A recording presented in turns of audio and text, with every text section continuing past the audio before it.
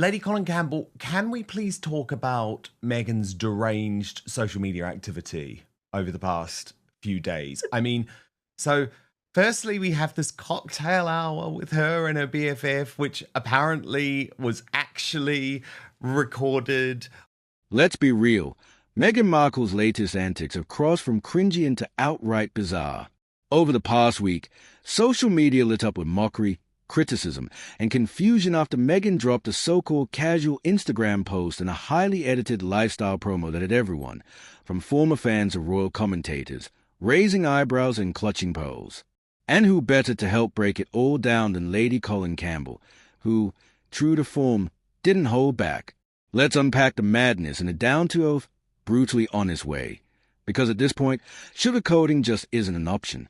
It started with an Instagram post that was supposed to scream natural mom and entrepreneur vibes, but came off more like midlife crisis in motion. Days before the July 4th weekend, but of course she had to brief to Marie Claire that she was in Princess Diana's bracelet.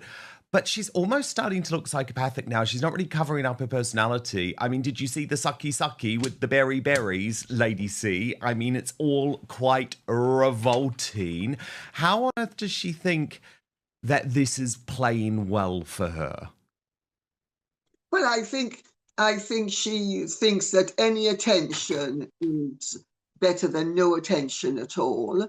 And she understands that she needs to have a lot of attention because the Netflix contract is coming up for renewal, and there are significant issues within Netflix about the terms upon which anything will be renewed, and that no matter what renewal there is going to be at the absolute minimal level.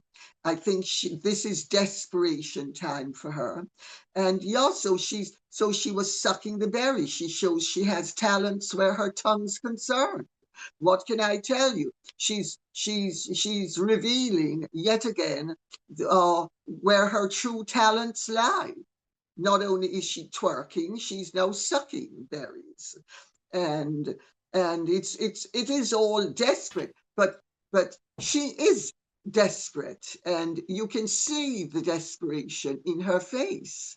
And I mean, somebody made a comment on my channel that it seems that narcissists, as they get older, find it impossible to conceal the underlying nasty person. And I think that's true. Meghan is struggling now to actually maintain an attractive facade. And we are seeing not only the join, but we are seeing the underlying rot. So it's almost as if we're seeing Dorian Gray, and his picture has been taken out of the attic and it's now beside Dorian. And we're seeing Dorian and his picture, and we're seeing fake Meghan and true Meghan.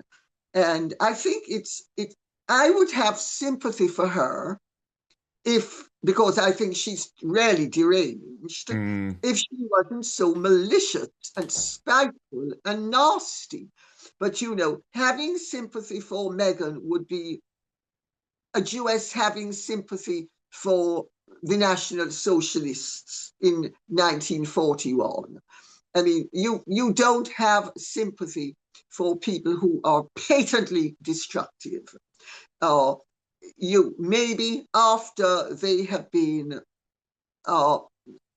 shall we say, remedied, then you might be able to say, oh, well, I have sympathy for them.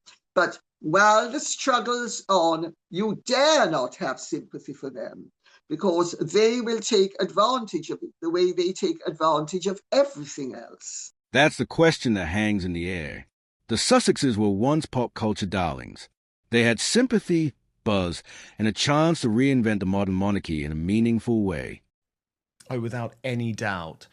And is it not odd, Lady C? I mean, July the 4th, Independence Day weekend, it's a great family weekend in the US. But of course, because things are just so bad with Prince Harry at the moment, and he is struggling so much, We don't see him at all, although she does reference him in her post, where she tells the story, if we're meant to believe this story, Lady C, of the cupcakes and the first date. Our second date was the 4th of July 2016, and H brought me cupcakes to celebrate. Now, all these years later, our 2 children are in on the tradition. Happy Independence Day. May your day be as sweet as these cupcakes. But we don't see the children, Lady C, at all. We don't see Harry at all. The only time we've seen him recently is when he was dragged out for that Nexus speech because he needed to pocket the 250 grand or whatever it is in New York. And what we do see is an old picture of Harry and Meghan together. It's like something doesn't add up here. What's really going on? Can you believe that more than half of you are watching this video but not subscribed? So please do me a huge favor. Click the subscribe button now. Turn on the notification bell so you'll be alerted to all of our brand new Outspoken videos. Well, my understanding is that both of them are collapsing, each in his and her own way. And their collapses are different, and that their struggles are different. So I think she's trying to present a united facade, and doubtless he will, as long as he thinks it's necessary, will cooperate. But my understanding is that things are pretty dire. I've said it before and I'll say it again. When hunger comes in through the door, love goes out the window.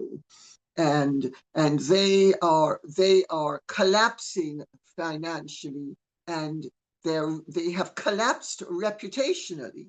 I mean, the corpse is obvious, but because the corpse isn't buried yet, some people think the corpse is still alive, but the corpse is not alive. The corpse is dead, and it's just a matter of burying their reputation.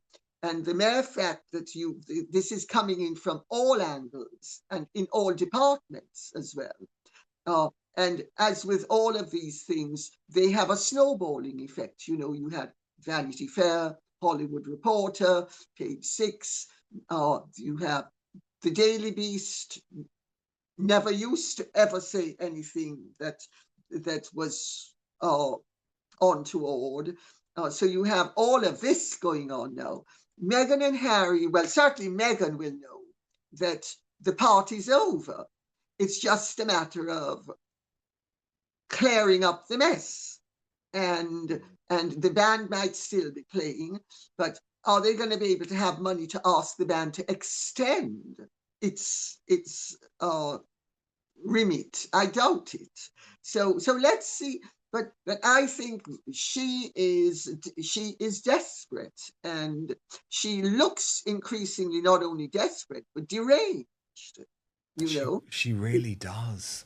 She really does. And of course, part of the people who have had to be sacked, Lady C, in this desperate bid to save money are her communications professionals as well.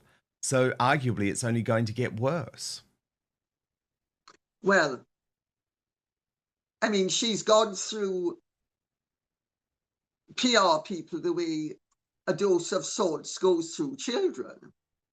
And, there was Sunshine Sacks and the 2.6 million that was owed to them.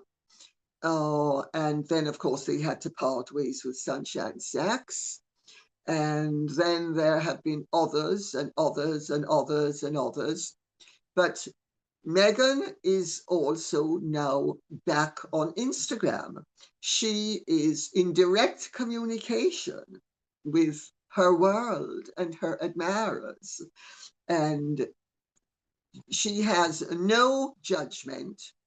She has a filter, but a filter without judgment can be worse than lack of judgment and no filter, because if you have lack of judgment and no filter, at least people see something authentic.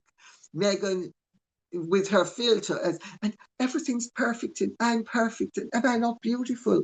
And look at my fabulous life and that man loves me so much and his children just adore me. They worship at me. That's why they have to grab me as if they are going to hang on for dear life in case I just jettison them. And she gives very negative messages. And long may it continue, because I think Meghan is a force for destructiveness, and I want to see her totally exposed so that we can get on with the business of leading constructive lives without this carping, harpy, and hussy constantly jumping on bandwagons to promote herself, and often at the expense of valued institutions. Because let's remember, Meghan's actions have created tremendous destructiveness all over the world. You know, it's not just a matter of the daily press. It's a matter of the damage she has wrought in the Commonwealth, the damage she has caused in this country, the damage she has caused worldwide. I mean, when you stop to think, this is a woman who was given the opportunity by Queen Elizabeth to increase racial harmony, instead of which she set out to be as destructive racially as she possibly could. I think she needs to be stopped, and I'm delighted to see that she's finally being exposed. But they traded it for branding, media stunts, and victimhood overload. Now, it's hard to say what they even stand for. Every public appearance feels less like purpose and more like PR survival mode. They don't seem to know who they are or what they want, except attention. And in today's media world, that's not enough. As one commentator put it, this isn't freedom. She really is.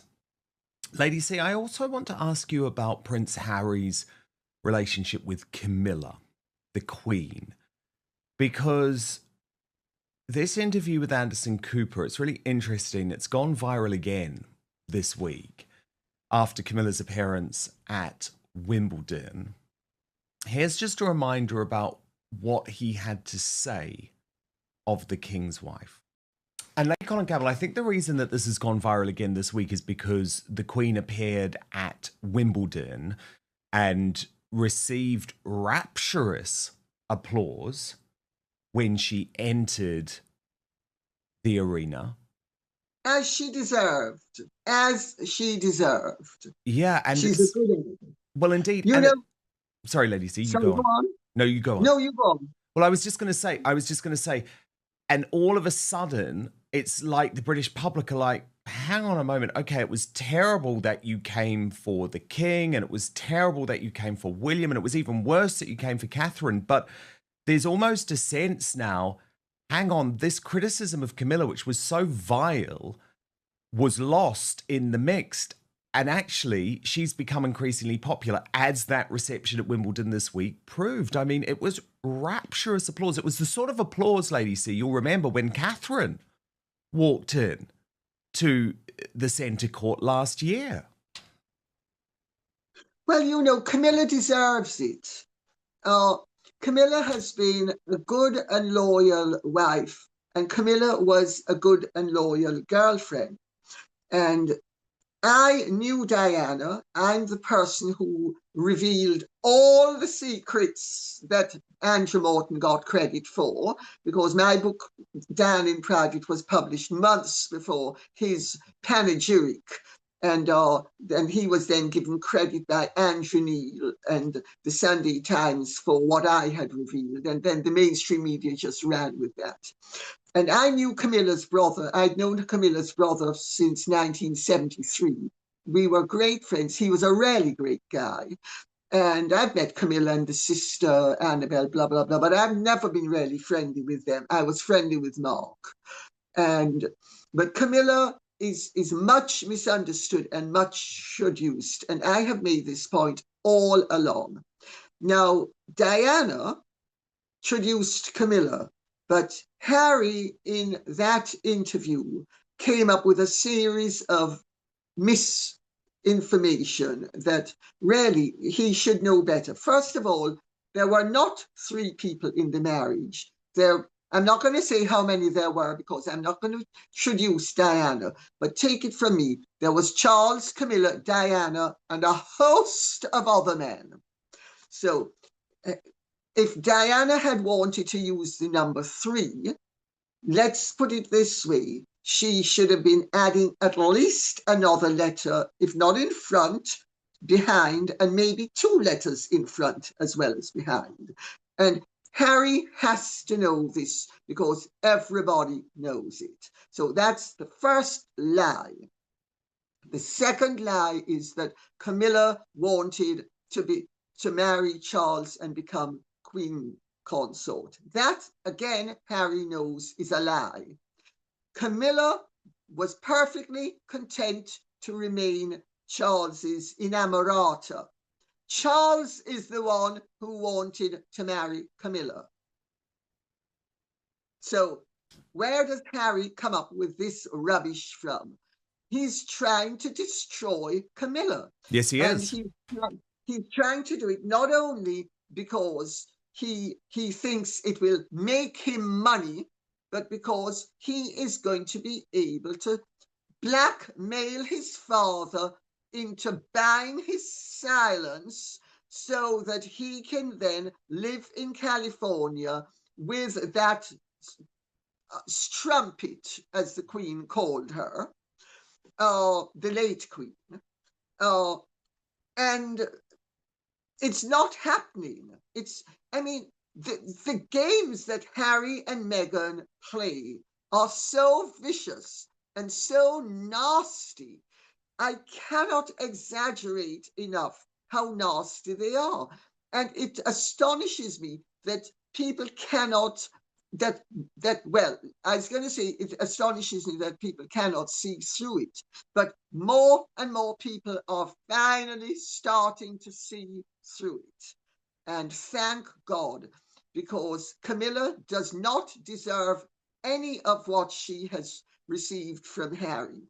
And she was actually quite nice to Harry, and Harry was really nice to her. Harry has totally rewritten history since he has been with Meghan.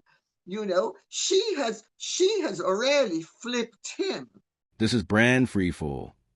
Here's the uncomfortable truth. It's not too late, but it would require something the Sussexes haven't shown in a long time. Humility. Not another curated interview. Not a red carpet. Not another jam jar launch. Just silence, authenticity, and a long break from the spotlight. But until then, expect more stage videos, more awkward rebrands, and more headlines that provoke groans, not applause. So, what do you think? Is Meghan spiraling, or are we just seeing the latest chapter in a long saga of performative PR? Is Harry too far gone, or could he course correct without his wife steering the ship? Drop your thought below, and if you're tired of the spin, you know what to do. Hit that like button and subscribe for commentary with no palace polish.